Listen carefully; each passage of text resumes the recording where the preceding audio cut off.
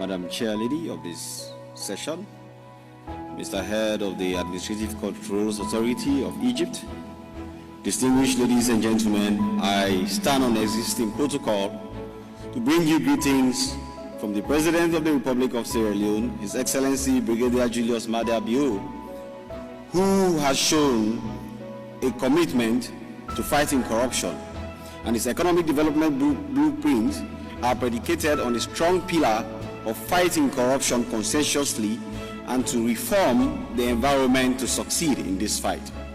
In that regard, since he came to power just over a year ago, in April 2018, a lot has been done. The Anti-Corruption Commission has been strengthened, and our efforts against corruption has led to the recovery of over $2 million worth of stolen assets for the country. Conviction rates for corruption offenses has increased by nearly 200%, and we have a special court for corruption, and there is generally zero tolerance for the fight against corruption. All this is happening because we in Sierra Leone understand the cost that corruption has on the country, but more generally, the cost of corruption on Africa. In Africa, countries are battling with corruption in all directions. Corruption undermines the rule of law, it leads to breakdown of peace and order, and generally leads to a degradation of the living conditions of its citizens. In 2005, Dreher and Hasfield estimate that an increase in corruption by just about 1% reduces the GDP of any country by 0.13%. Similarly, it reduces the GDP per capita of that country by $425. The socio-economic and political cost of corruption is huge. The Control Risk Group estimated in 2011 that developing countries lost close to $1 trillion to fraud, corruption, and shady business deals, and particularly most of that is in Africa. According to the Mo Ibrahim Index, corruption costs Africa $148 billion per annum, which is equivalent to 50% of the tax revenue and 25% of the entire African GDP. This is why we have to fight corruption as a continent, like our lives depend on it. That is because it does depend on it. We struggle with the basic things that the world has forgotten. Poverty. How do we feed ourselves? Electricity, water supply, maternal death, child death. These are all things that if we fight corruption, we'll have the resources, the architecture to fight and control. In that regard, countries have set up institutions to fight corruption. Like Sierra Leone, we have the Anti-Corruption Commission. It was mostly predicated on IMF conditionalities or World Bank loan conditions that these institutions have to exist. They have been there, some have been there for 20 years, 16 years, 18 years, 10 years as the case may be. The success rate is low. Every year, the Corruption Perception Index that comes from Transparency International shows that Africa is not making much progress in the fight against corruption. Why?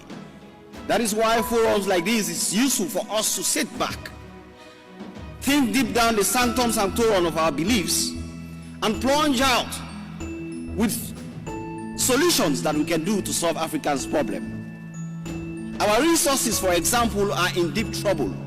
The Mbeki report on Africa, the African Progress Report, which has been named the Mbeki report, estimated that over 50 billion is lost to illicit financial flows and tax evasions by Africa. That means between 1970 and 2008, we lost $900 billion to corruption.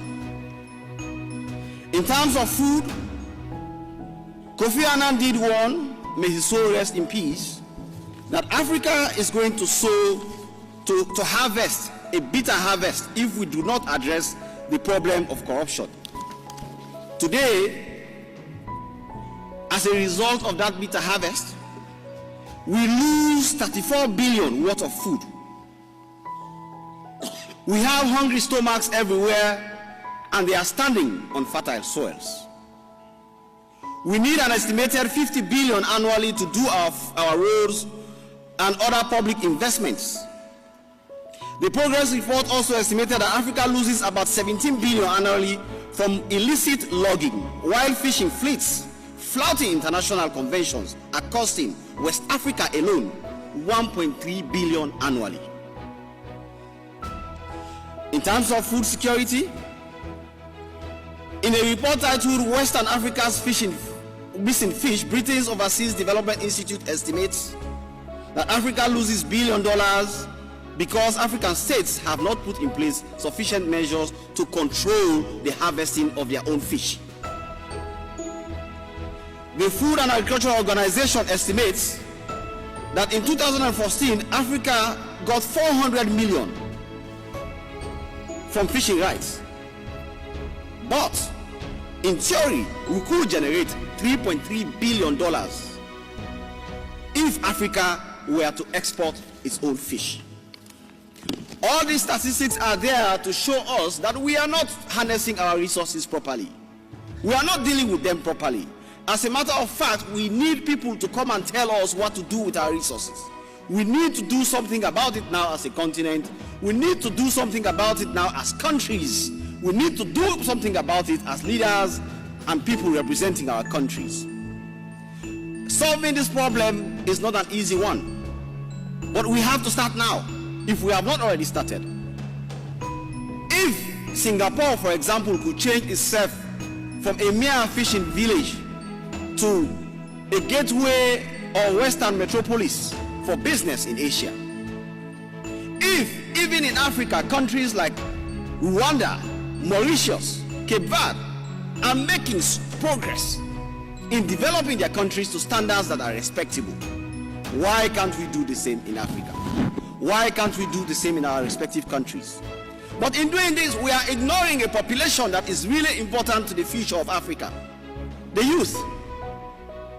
It is estimated that Africa has a population of about 1.2 billion. Over 60% of that population is its youth, people below the age of 35. Now look around you in this room. How many of that age bracket is represented in this room today? Therefore, when we have discussions like these, we are leaving out an important aspect of Africa's growth, the future. So when we leave here, we take away what will not grow in the future, because the youth, who make up 60% of the population, are not well represented.